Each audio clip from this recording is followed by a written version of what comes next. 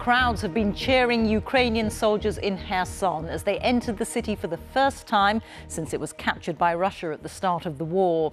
President Zelensky has called it a historic day, but he also said the city was not entirely cleared of the enemy's presence.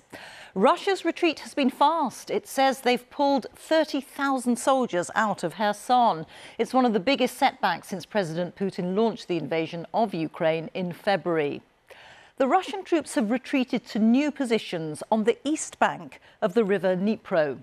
Many of them escaped across the Antonovsky Bridge. That's the main road heading east, before a section of it was blown up, apparently by the Russians to protect their retreating forces.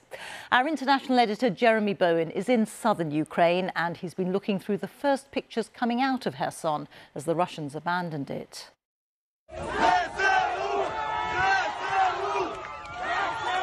Kherson's residents emerged from their homes as the first Ukrainian soldiers reached the main square. For them, it's the end of more than 8 months under occupation. Plenty to celebrate, but they are not out of danger. Russia's guns are only a few miles away across the river. As they left, Russian engineers blew a section of the Antonovsky Bridge over the Dnipro. At dawn, long lines of Russian troops seem to be using a temporary crossing under the main damaged structure.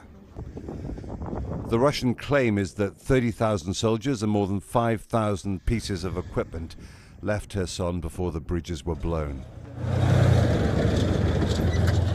The Ukrainian forces pushed forward. The final Russian departure happened much faster than anyone expected. We received these pictures from a special forces unit, taken as they poked around a camp the Russians had abandoned. Here at least this retreat looks better organized than some of Russia's others in Ukraine. That's because apart from a few dozen shells, most of what they left was rubbish and not equipment Ukraine can use against them. President Zelensky told Ukrainians that this was an historic day. They were taking their country back. The people of Kherson kept the Liberation Party going. What's happened deepens the Ukrainian conviction that they can beat Russia. Ukrainians can celebrate tonight. There'll be harder times ahead. We can speak to Jeremy, who's in Odessa in the south of the country. And Jeremy, where does this now leave Ukraine? Well, as you've seen, celebrating tonight, but with some challenges. The extent of the Ukrainian victory, the reason why they're so pleased, can be seen by the extent of their defeat 8 months ago, because the Russians were hoping to use Kherson to advance along the Black Sea coast, perhaps as far as where I am, Odessa. And the fact that they're not able to do that means that this place, this stretch of the coast now feels a lot more secure than it did. Now, the Russians might be able to extract some positives from this very serious setback. If what they say is true, if they've managed to bring so many forces and so many weapons back across the river, then they are in a position in their new fortifications to bombard the Ukrainians on this side of the river. And as well as that, defending Kherson and the pocket around it, the bridgehead, meant that the Russians had to keep a lot of troops there. Now, those troops might be free to go elsewhere to other battlefields, and that would put pressure on the Ukrainians.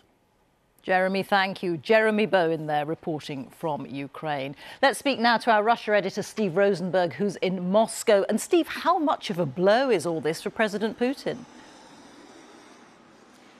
Not so much of a blow, if you believe what Moscow is saying. Russian officials are not calling this a retreat, they're calling it a redeployment, a manoeuvre, trying to play things down a little bit. But that does not alter the fact that this was a withdrawal from the only Ukrainian provincial capital that the Russians managed to capture since February.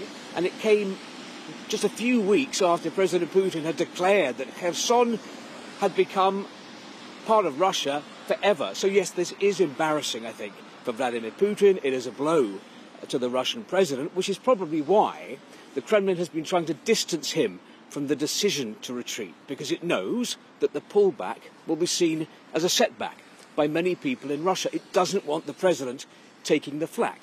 That is why the Russian generals had to go on television earlier this week. It was left to them to announce this withdrawal to the Russian people. But at the end of the day, who is the commander-in-chief in Russia? It is Vladimir Putin. Whose idea was it to invade Ukraine? Vladimir Putin. So it's hard to imagine that at some point Vladimir Putin won't be caught up in the consequences of and the fallout from this war, whatever they may be.